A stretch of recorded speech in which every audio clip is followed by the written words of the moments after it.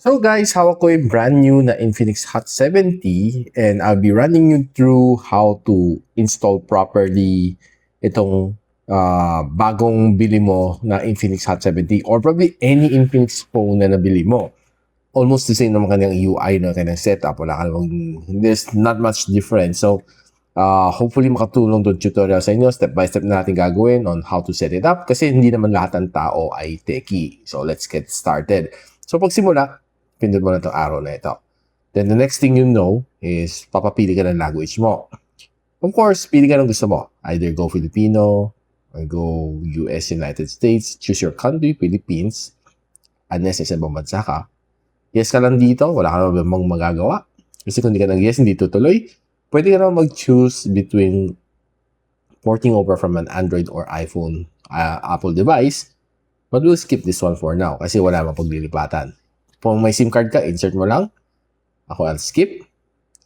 Then, we will connect to our Wi-Fi. No? So, key mo lang yung password ng Wi-Fi mo. So, after you connect, next ka lang. So, get it ready. So, most likely, the next thing is to connect yung iyong Google account. So, just get ready with your password kung in case di mo memorize yung password para mas mabilis tuloy-tuloy ang ating setup. So, next is to key in your Google account, pati password. So, after mo yung password, tatanong niya, sino gagamit device, ikaw or yung kids? Depende sa'yo. No? So, medyo iba ang setup pag kids. So, welcome. Okay, tuloy ka lang. Next, tatanong niya kung magba-backup ka. Setting up niya account. Then, tatanong niya kung gusto mo yung backup. So, antay lang natin siya mag-load.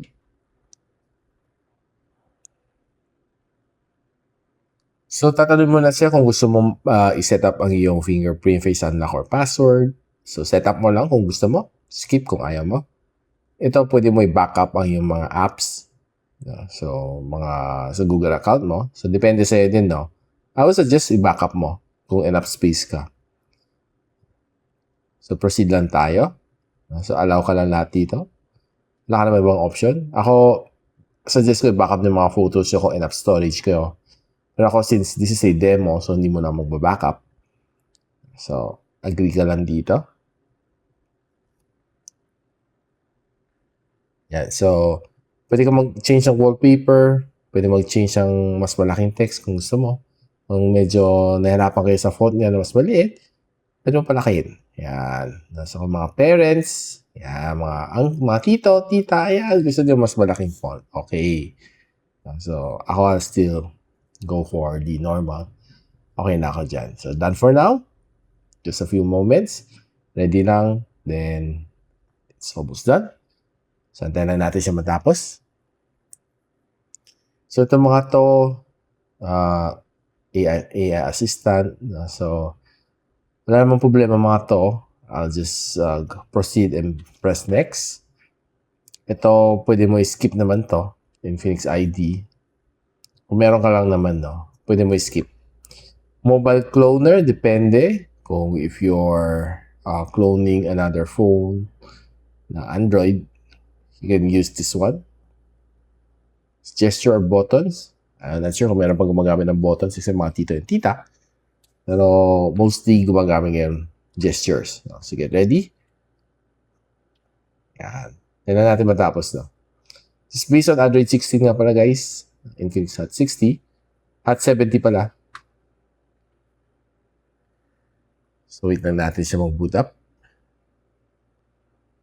Yan. So pumasok na siya. Diba? Kompleto na. We're good to go. So, yun. I hope na nakatulong ko sa inyo how to set up your new Infinix device. So, hindi lang naman siya pang Hot 70.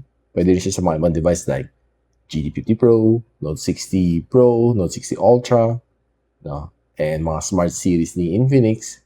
Pare-pare na mga na-initial startup. So, if you learn anything, don't forget to give me a like and of course, subscribe to my channel and I'll see you pretty soon. Bye!